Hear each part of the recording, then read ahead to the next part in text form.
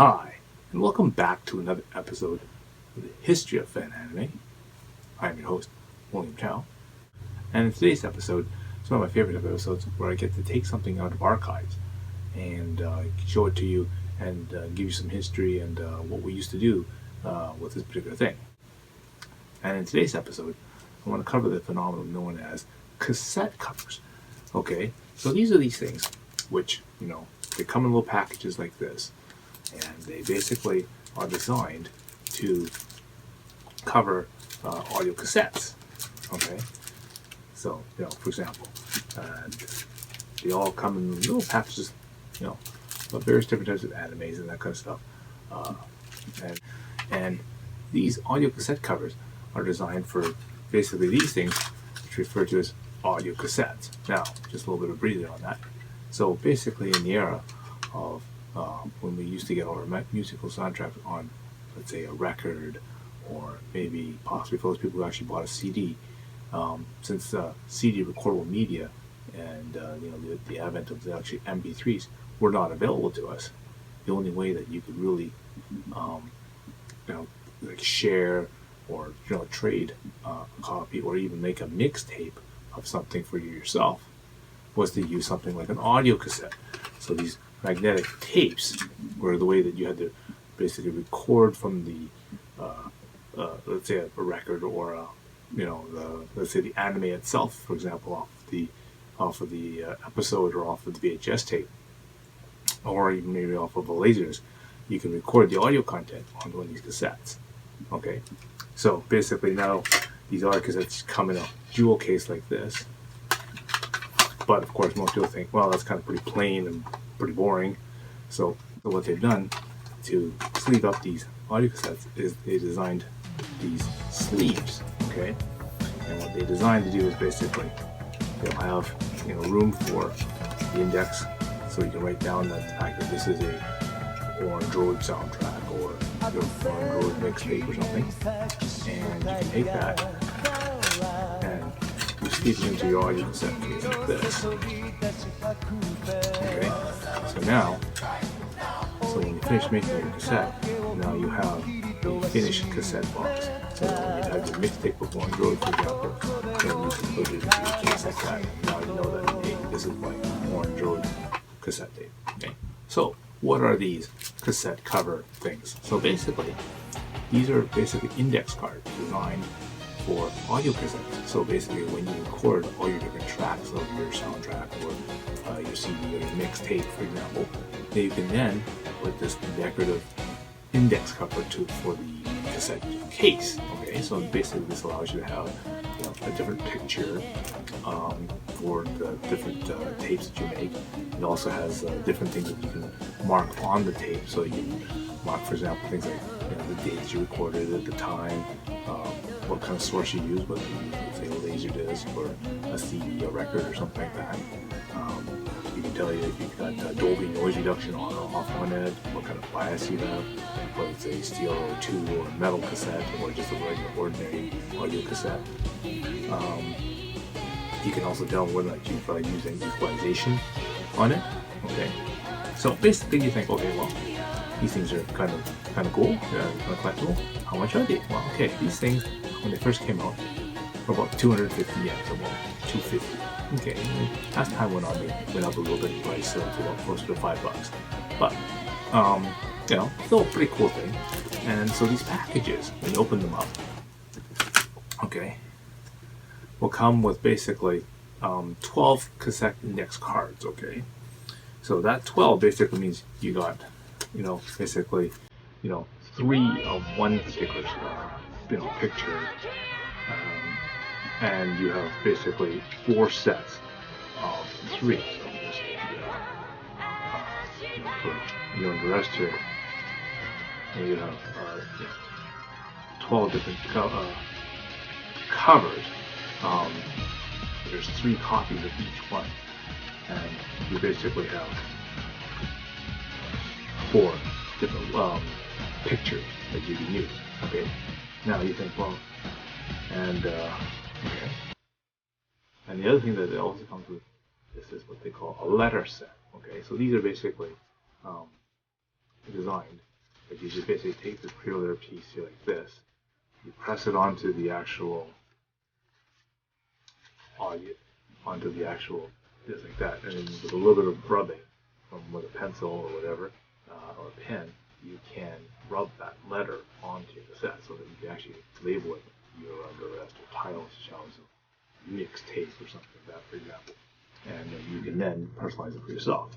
Now, you ask yourself, well, that's kind of a waste. Why in the hell did they give you, like, instead of 12 different cassette covers, why not give you, why did they give you, only 4 different ones and 3 duplicates of each one? Well, what this did is it promoted you to then take your extras and you either send them away to other people, by promoting the mixtape concept, or, and what more commonly happens is you meet up with other friends of yours that are also interested in anime, and you trade ones that you have with other ones that they might have. Okay, so that way you don't have to actually buy every single one. You can just buy a bunch of different ones of opera shows, and then you can then take those ones and trade them with other ones that you're missing, or other tapes that you might be making, but you don't want to buy a whole cassette pack full of these things just for your one tape. So, okay, an example is, for example, I have this one for Dragon Ball. Okay, again, must have traded one of my the duplicates that I had for one of these ones, so that I had this particular unique Dragon Ball. Okay, another very, very rare one is the Bubblegum Crisis that I got. So these are the cassette covers for Bubblegum Crisis 1, 2, and 3. So again, they corresponded to the CDs, which each CD that came out for Bubblegum Crisis was 1, 2, 3, 4, 5, 6, 7, 8. And then therefore they had a set. It went from 1 through 8 of this one. This is only the first 3. But that's the one. Okay. Pat Labor ends up being always a popular one. That's the 3rd series that Arctic Animation subbed out. So again, I've got a series of Pat Labor cassette covers. Also, playing different types of scenes for Pat Labor and whatnot for that series. But again, it was a pretty popular series because the longer the series has, the more music and that kind of stuff that the series will have, and another you'll be able to make more different soundtracks and that kind of stuff for that particular series. So it was very popular to have large volumes of mixes, things like that. Okay, here's another one of my rarer ones. It's my Dirty Pair set. The original casting of Dirty Pair. Okay. Even into the modern era, slightly more modern era, they made these things for, like, for example, Sailor Moon. So there's a set from Cass that I have, various different characters from Sailor Moon. Okay. Another Kiichi Sonoda favorite is Gal Force. So there's a set of set covers that I've got for Gal Force. Now again, this is one of these type of things where if it's proper, they'll make the set cover for it. And it all contains a lot of the original artist artwork and that kind of stuff, or covers and that kind of stuff that they normally would have. And here's another classic, but sometimes a forgotten one, Venus Wars. And some of the covers and that kind of stuff I've got for that. So even like good movies that all have really nice artwork for them. Now, of course, in modern day, virtually nobody uses cassette tapes anymore. Everyone's using either, CDs or even just going straight to like a digital media to put on their phones or on their iPods or something like that. But another thing that we commonly did with these cassette covers, especially when cassettes weren't available anymore, was use them on these things. And these are basically the something called a zip disk. So for computers, this held 100 megabytes of data. Okay. Some of them came up to 250 megabytes, but you can use these. And the neat thing about these things, again, comes in a jewel case and a floppy disk like that. With, let's say, a cassette cover like this one here. Not that you actually stored Appleseed files on here, but they neatly fit into this CD jewel case like that. And then you can put the zip disk inside, and there we go. You have a decorative cover for your zip disks. Okay. Again, that was one of the uses that these cassette covers had after people stopped really using them as cassette covers. Okay, again, from the very rare type of animes, they got the one set I got for Appleseed. Okay, because when you talk about letting set, they all from the same set. You talk about I got a set of 4, but this particular set of Appleseed. All right. And another favorite that one of the favorite movies that we did was Silent Mobile. So they have various covered back and stuff for Silent Mobius. Now again, we did subtitles for both movie 1 and movie 2, and it was a lot of fun doing them. I had a lot of credit for doing all that work, doing the subtitles for that one. Okay, another offshoot of Kiyomiya's work, in addition to Silent Mobius, was Compiler. So again, we had a lot of stuff made for Compiler. Now, Compiler was interesting because it said that the main OEGA only came from one sort of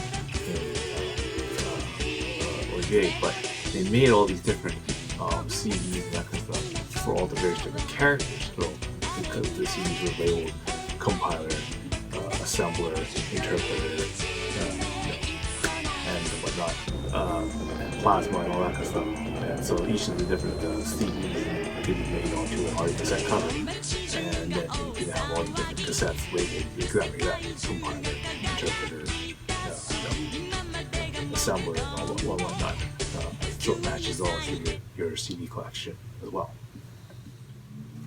Okay, and of course, without mentioning the anime, there's always Gundam. So Gundam 008 is one that, again, one of the very popular animes at that time as well. So, because again, making motor artwork for that, so mecha design for that show. So, there you go. Okay, another somewhat use that came out for these cassette covers was to actually use them on CDs. So when basically recordable CDR media was made available, and you were able to then record your favorite songs and that stuff, or make actually a copy of the actual CD. Then now you have this recorded CD of your favorite stuff, and then you can then take your CD cover, or tape cover that you have here, and make it a CD cover. Again, you just slip it in right into the case like that, and then there you go. Now you have your Garo Densetsu soundtrack right on there, and again, decorative sleeve. Again, one of the recycled uses just of the actual discs, when cassette media no longer was popular in usage. Okay. This is from my Garo Densetsu, or as you know it is, Fatal Fury 2. Now the unique thing about this particular unit is you say that the index is on both sides. It's designed for a slim type tape. So these are a little bit wide. These things are a little bit wider, and they come in what they refer to as a slim type case, a cassette thing. Okay, and so again, you can fold the actual thing either way on either this index or this index side, so it's labeled from both sides of the cassette.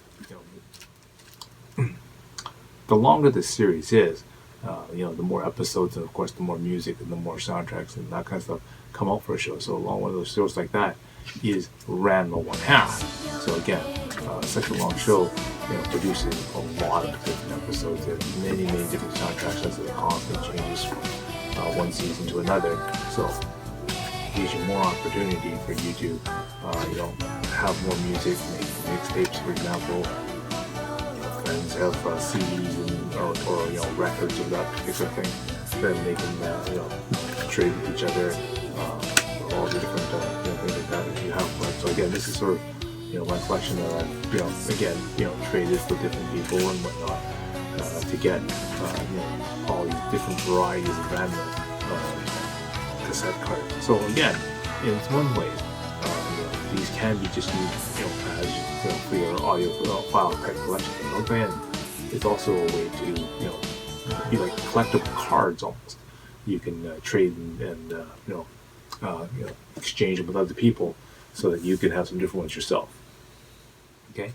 The second series that Arctic Animation subtitled was Maison et Kaku, and again, some of my favorite artwork, as well as soundtracks and that kind of stuff, comes from this particular series. So again, being a longer series, it also produces a lot of different cassette covers and that kind of stuff, because obviously there's lots of CDs, lots of music, different changes in the opening and ending theme songs, for example.